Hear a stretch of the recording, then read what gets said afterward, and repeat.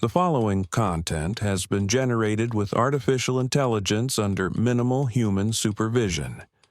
The data presented may contain errors or inaccuracies.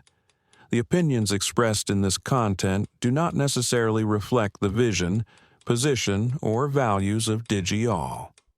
We recommend verifying critical information with additional sources before making decisions based on this content.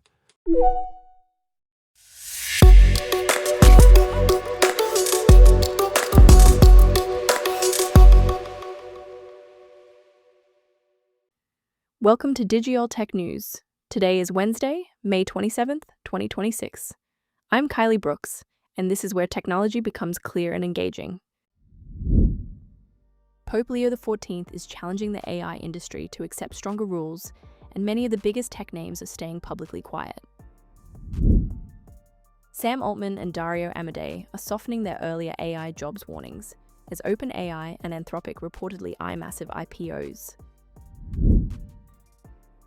DuckDuckGo says US installs jumped after Google's AI-first search redesign, turning user choice into a fresh search battleground. South Korean police have arrested a YouTuber accused of using AI-generated material to defame actor Kim Soo-hyun. AI-generated history vloggers are pulling huge audiences into the past, raising a smart question about engagement, accuracy, and trust.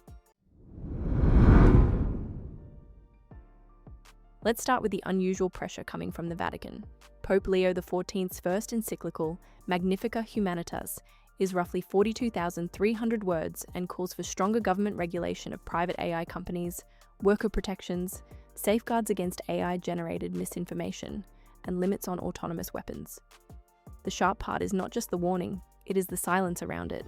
Sam Altman, Elon Musk, Mark Zuckerberg, and major companies including Amazon, Anthropic, Google, Meta, Microsoft, Nvidia, OpenAI, and xAI offered no immediate public comment.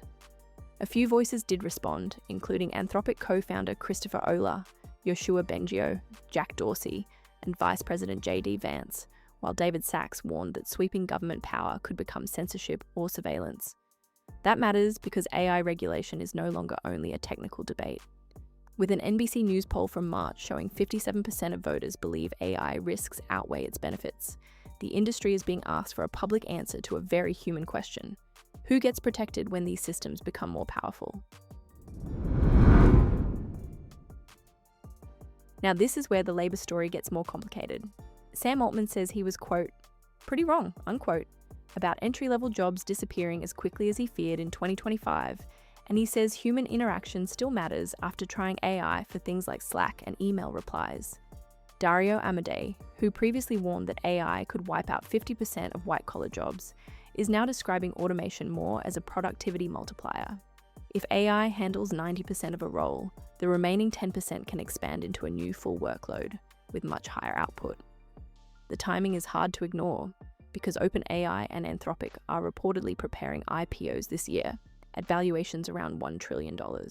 The evidence is mixed. Tech layoffs have topped 115,000 through May, with some firms citing AI, but Yale Budget Lab analysis has not found significant shifts in occupational mix or unemployment in high AI exposure roles since late 2022.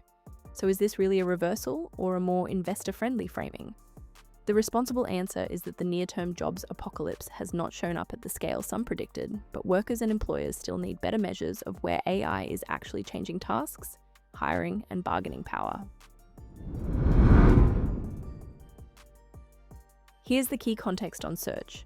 DuckDuckGo is not saying people hate AI across the board. It is saying people want control. After Google I/O introduced a search overhaul built around an AI agent that can answer queries, execute tasks, and monitor things in the background, DuckDuckGo reported that US app installs rose an average of 18.1% from May 20th through May 25th, peaking at 30.5%. On iOS, installs averaged 33% growth and peaked at 69.9%. Visits to DuckDuckGo's No AI search page also rose, averaging 22.7% week over week. DuckDuckGo still has only about 2% of the US search market, and these are the company's own figures, but the signal is useful. optional AI feels very different from mandatory AI. DuckDuckGo offers tools like Search Assist, an AI image filter, and a private duck.ai chatbot that strips IP addresses, deletes chats after 30 days, and says chats are not used for training. In practical terms, the fight is shifting from who has the smartest answer box to who lets users decide when an answer box belongs in the search experience at all. The South Korea case is a stark reminder that synthetic media is not an abstract risk when reputation is on the line. Police arrested Kim Se-wi, the operator of the Hoverlab YouTube channel, which has nearly 1 million subscribers, after a warrant from the Seoul Central District Court. Authorities allege he fabricated evidence with AI to claim actor Kim Soo-hyun had dated the late actress Kim Se-ron while she was a minor. The alleged material included an AI-generated voice recording and manipulated screenshots of text messages. Kim Soo-hyun denies the claims. His agency says the investigation confirmed Hoverlab's suspicions were unfounded. Kim Se-wi denies the charges and says he plans complaints against police and prosecutors. The human cost here is severe.